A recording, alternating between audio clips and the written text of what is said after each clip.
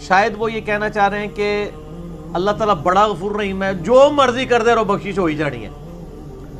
تو سر اگر یہ کسی کا کانسیپٹ ہے نا تو اس کو قرآن کی الف بے نہیں پتا۔ ڈاکٹر اسرار صاحب رحمہ اللہ تعالیٰ میرے استاد ہیں، میں نے ان سے بہت کچھ سیکھا ہے، اللہ تعالیٰ ان کو نیک کاموں کا اجر دے اور ان کی برائیوں سے درگزر فرمائے۔ یعنی وہ بیان القرآن آپ سنیں نا تو لگتا ہے کہ یار قرآن جس طرح نازل ہوا ہے وہ اس طرح پریزنٹ ہو رہا ہے۔ جس نے قرآن نہیں پڑھا نا وہ تو یہی سمجھتا ہے کہ شاید اللہ تعالیٰ کو ایک بوڑھی نانی اماں ہے جس نے یہ لوگ پیدا کیے ہیں اور ایک شغل ملا گیم ہے، اینڈ پہ ساروں کو ہی چھوڑ دے گا۔ جناب اگر یہ معاملہ ہوتا تو انبیاء اور کتابیں آتی۔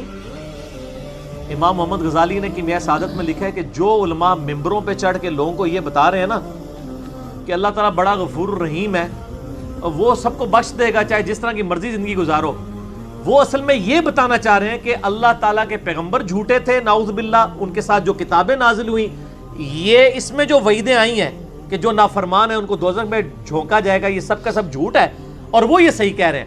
پھر امام غزالی کہتے ہیں ایسے علماء واجب القتل ہیں۔ میں آج کے کسی میٹھے میٹھے مبلغ کے اوپر قتل کا فتویٰ نہیں لگا رہا، امام غزالی کہہ رہے ہیں کہ جو اس قسم کی رحمت کی آیات سنا سنا کر ان کا غلط مفہوم بیان کر کے خدا سے دور کر رہے ہیں۔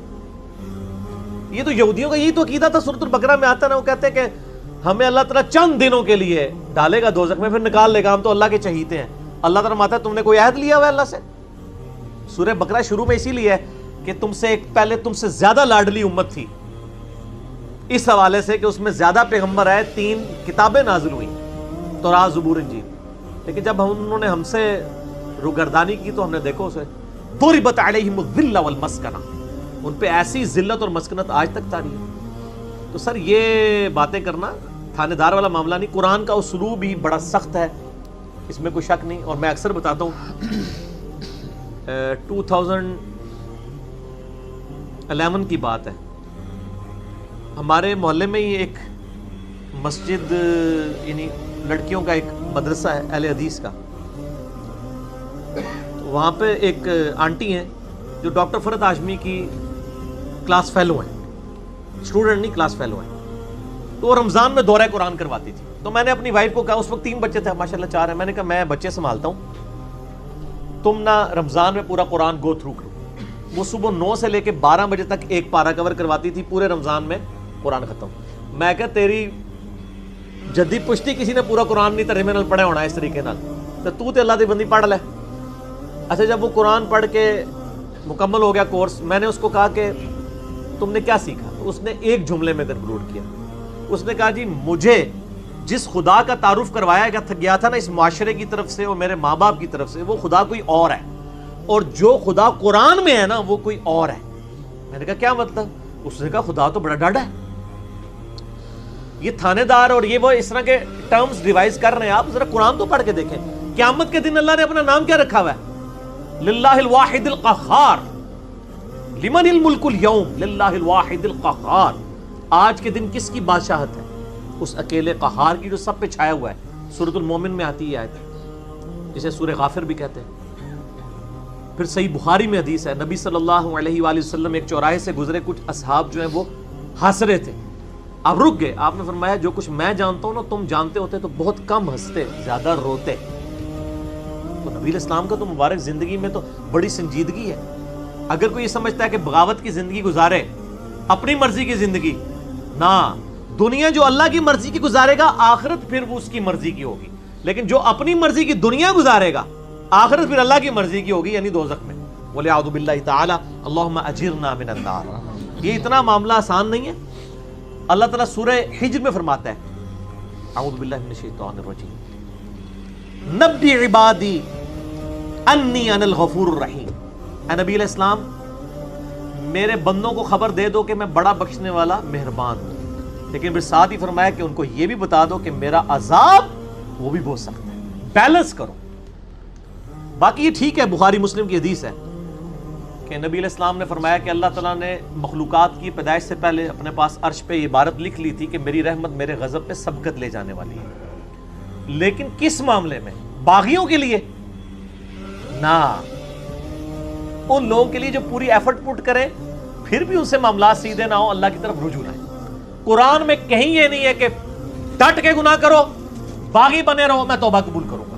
قرآن میں ہمیشہ آیا ہے کہ آپ غلطی کر بیٹھو، اللہ کی طرف رجوع لاؤ، اس کے بعد اپنی اصلاح کرو، اللہ تعالیٰ کو بخشنے والا مہربان پاؤ گے۔ اسی پہ میرا مسئلہ نمبر 18 ہے، گناہ کبیرہ اور توبہ کا بیان، اور وہ آیت نمبر بھی 17 اور 18 ہی ہے سورۃ النساء کی۔ میں وہ پڑھ بھی دیتا ہوں۔ اعوذ باللہ من الشیطان الرجیم، بسم اللہ الرحمن الرحیم۔ انما التوبۃ علی اللہ، اللہ کے ذمہ ہے ان لوگوں کی توبہ قبول کرنا۔ کن لوگوں کی توبہ؟ للذین یعملون السوء بجہالۃ، جو گناہ کر بیٹھے جہالت میں، انجانے میں ان سے غلطی ہو جائے، گناہ ہو جائے، ثم یتوبون من قریب، اس کے بعد فوراً توبہ کر لیں کہ یا اللہ غلطی ہوگی، کو فجر کے بعد لیٹ اٹھا کہ یا اللہ معاف کر دے، کوشش تھی، الارم نہیں سن سکا، میں ابھی پڑھتا ہوں مجھے معاف کر دے، اس طرح کا۔ تو جو پڑھے ہی نہ، اوکے جی اللہ تعالیٰ نے کہا میں بڑا غفور رحیم ہوں۔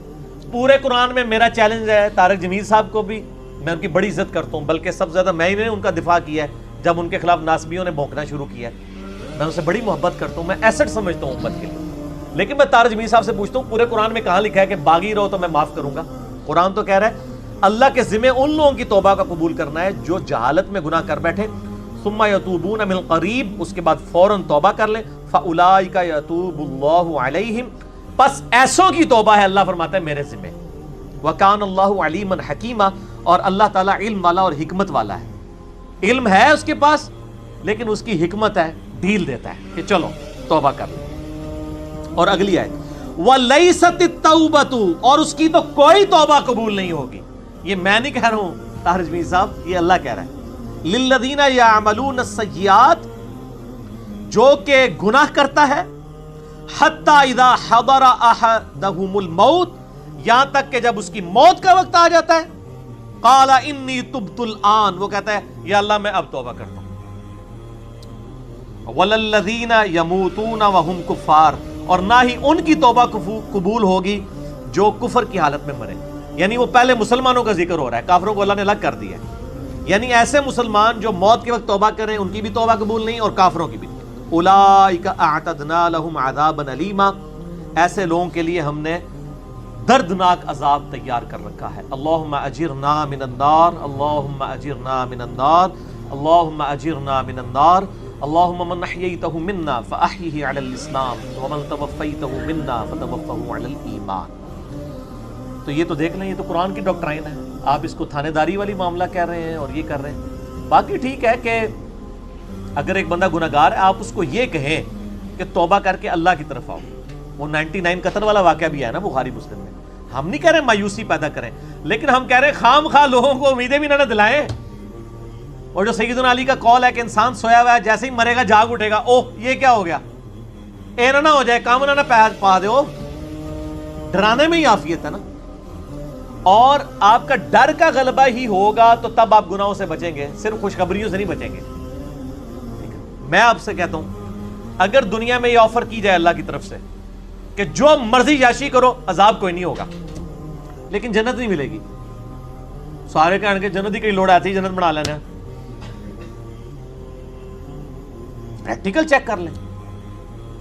اور اس کے بدلے میں اگر یہ بات کی جائے کہ جی آپ دنیا میں اللہ کے تابع فرمان بن کے رہو، ادروائز آپ کو دوزخ میں جھونک دیا جائے گا، کوئی بچت نہیں ہوگی، تبھی لوگ اللہ کی طرف آئیں گے۔ آپ اگر یہ بھی لالچ لوگوں کو دیں کہ نیک عمال کرو گے تو جنت ملے گی، برے عمال کرو گے تو کچھ نہیں ہوگا، کوئی نہیں کرے گا جب تک آپ ڈر نہیں۔ اور یہ نیک بندوں کی اللہ نے نشانی بتائی ہے، وہ دعا کرتے ہیں ربنا اصرف عنا عذاب جہنم ان عذابها کان غراما، سورۃ الفرقان میں جو مسئلہ 120 ہے، اہل ایمان کی 12 خصوصیات، میں نے پورا لیکچر ریکارڈ کروایا۔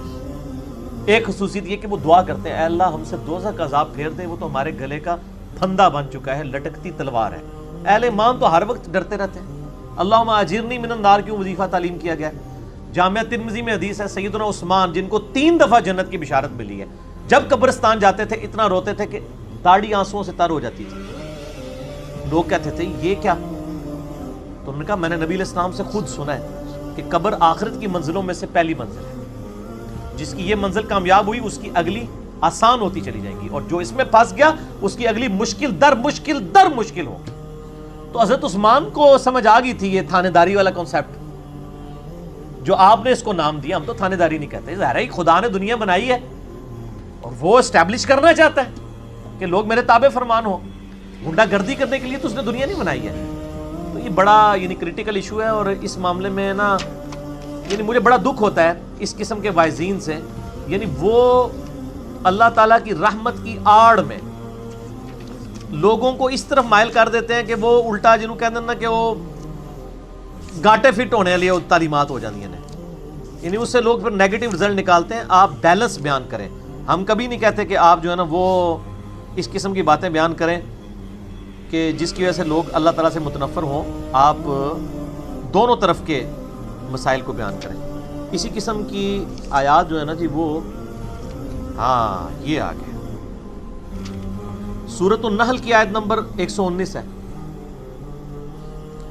ثم ان ربک للذین عملوا السوء بجہالۃ، پھر اس کے بعد تمہارا رب ان لوگوں کے بارے میں جو جہالت میں گناہ کر بیٹھے، جو لوگ ثم تابوا اس کے بعد وہ توبہ کر لیں، من بعد ذالک گناہ کرنے کے بعد، وَأَصْلَحُوا اور اپنی اصلاح کر لیں، ان ربک من بعدها لغفور الرحیم، بے شک اللہ تعالیٰ اس کے بعد ضرور غفور رحیم ہے۔ کس کے بعد؟ جو اللہ کی شرطیں پوری کرے گا۔ کیا شرط ہے؟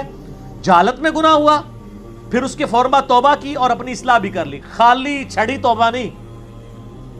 یا ایھا الذین آمنوا توبوا الی اللہ توبۃ نصوحا، اے ایمان والو اللہ کی طرف ایسی توبہ کرو جیسا کہ توبہ کرنے کا حق ہے۔ اب یہ ڈاکٹرائن کلیئر ہوگی، جو توبہ کرے وہ اصلحوا اصلاح کرے، ان ربک بے شک تیرا رب من بعدها اس کے بعد لغفور رحیم ضرور بخشنے والا مہربان ہے۔ میرا چیلنج ہے، قرآن میں کہیں یہ نہیں ہے کہ آپ باغی ہو جائیں اسی طرح زندگی گزاریں۔ ترمذی میں روایت ہے کہ موت کے غرغرے سے پہلے پہلے توبہ قبول ہے، لیکن کس کو پتا ہے کہ کس وقت موت کا غرغرہ آ جائے گا؟ تو اس قسم کی باتوں سے ڈیسیو نہیں ہونا چاہیے، ایسے وائزین کی ان کو بھی سمجھانا چاہیے، اور میں ان سے ہی کہوں گا قرآن پڑھیں تو آپ کو پتہ چلے گا کہ آپ کی یہ ڈاکٹرائن جو ہے وہ بالکل کتاب و سنت کے خلاف ہے۔ ٹھیک ہوگا جی؟